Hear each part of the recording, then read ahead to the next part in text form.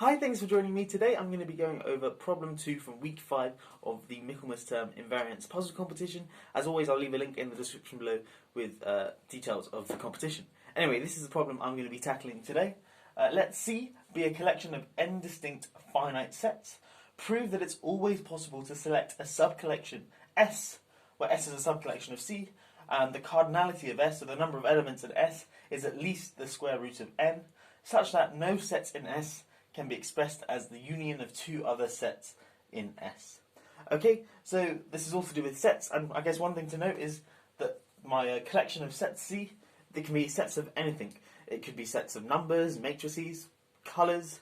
The only thing that matters is that they are distinct sets and that they are finite. Okay, and we want to prove that there exists a subcollection S of C where S has cardinality at least root n, and no set in S can be expressed as the union of two other sets in S. Okay, so if you want to have a go at this problem, pause the video now and give it a go for yourself, and I'm going to get stuck into a solution.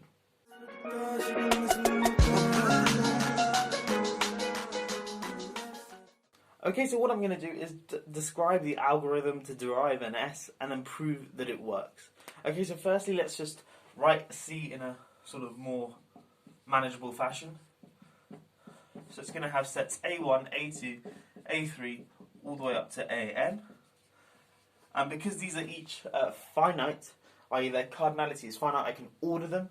So I can say without loss of generality, the cardinality of A1 is less than or equal to the cardinality of A2, which is less than or equal to, and so on, which is less than or equal to the cardinality of AN. Okay, now what I'm going to do is describe my algorithm to derive S. So firstly, we just start off by putting A1 in S. So S just starts off being just having one element, namely A1. Then what we do is we find the smallest AI, i.e. the one with smallest cardinality, with the property that it can't be expressed as a union of two elements already in S. Okay, so this is like step 1, I guess, and step 2. So if the cardinality of S here is less than the square root of n, and I say strictly less than the square root of n, and that's important. If S is strictly less than the square root of n, choose the smallest AI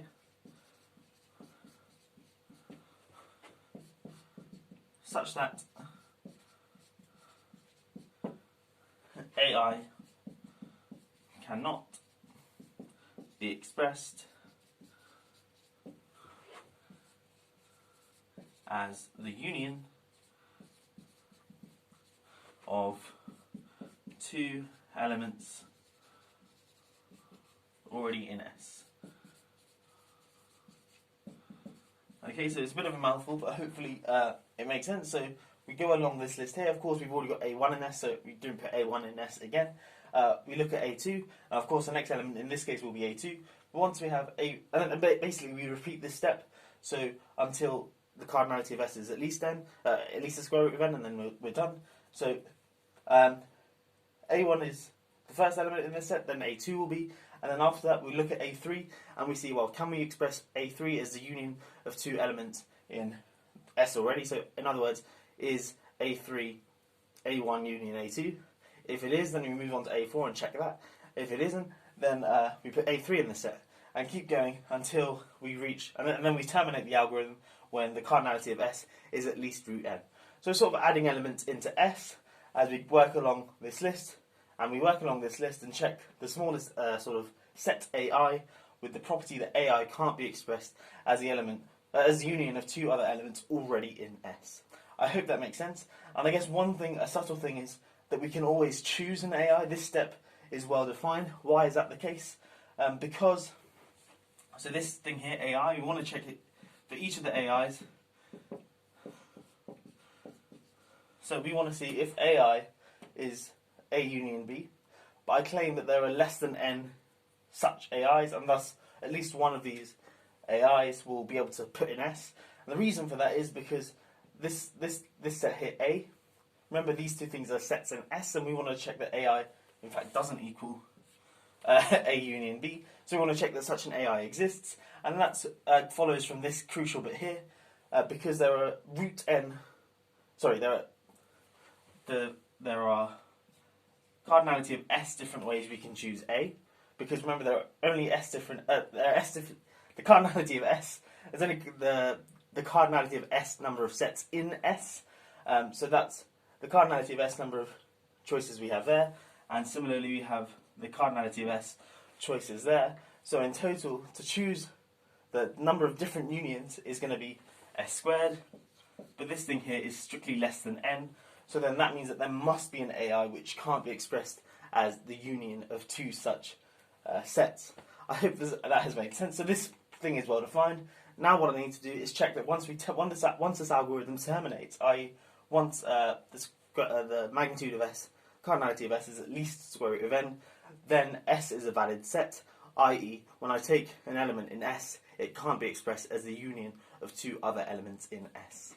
Okay, so I'm going to prove this by contradiction. So suppose for contradiction there exists A, B and D in S such that D equals A union B.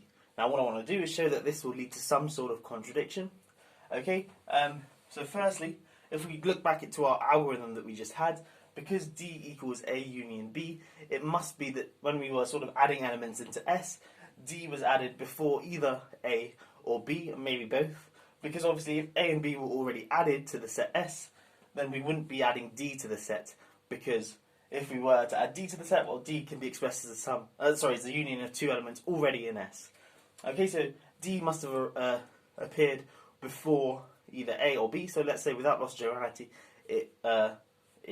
we entered it into the set S before B. Now remember, we're entering sets in terms of size, so it follows that the cardinality of D is less than or equal to the cardinality of B. But I claim that this is strictly less than the cardinality of A union B, and that's where we're going to get our contradiction, because obviously D equals A union B, so taking cardinalities of both sides means that the cardinality of D equals the cardinality of A union B, but I claim that the cardinality of D is strictly less than the cardinality of A union B. Now why is that the case? Well, firstly, that's clear if A is not a subset.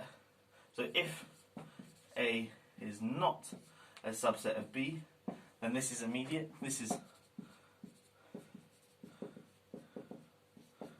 And the reason for that is because obviously then there's at least one element in A which isn't in B, and thus this thing here is at least B plus 1, but in particular strictly bigger than B. Now I claim that A being a subset of B is impossible. So sort of again, suppose for contradiction. So suppose for contradiction, A is a subset of B. Well, then that means that D equals A union B is just B. A union B is just B. But then remember I said that D is getting added to our when we're doing the algorithm for S, D is added before B because D has because again, like for this reason here, so D is added before B. So then we wouldn't add B to our set S, because remember now, because A is a subset of B, B just equals D union D. So D is already an element in S, so B is equal to D union D, and thus we wouldn't write B in S, and that's why we get our contradiction. Okay, so let me just go over this last bit again. We go, suppose for contradiction that A is a subset of B, then D equals A union B by sort of definition, which equals B, because A is a subset of B. But then I'm claiming that B wouldn't have been added to S, because obviously we add elements in S, provided it can't be expressed as the union of two other elements already in S, but B equals D union D, and D was added before S, so B can be expressed as a union of two elements already in S, and that's a contradiction, because then B wouldn't be added to S, but we say that B is in S. Okay, so A can't be a subset of B, so it follows that it's only this case here, and this thing here is clear, but obviously that contradicts that guy there, and we're done.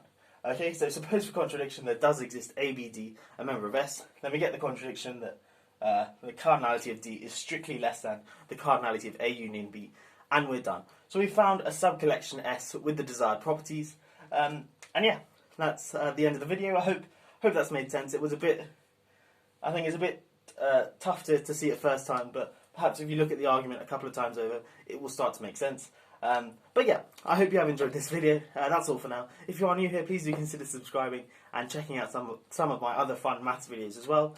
But that's all for now. I'll catch you in the next one. Have a great day.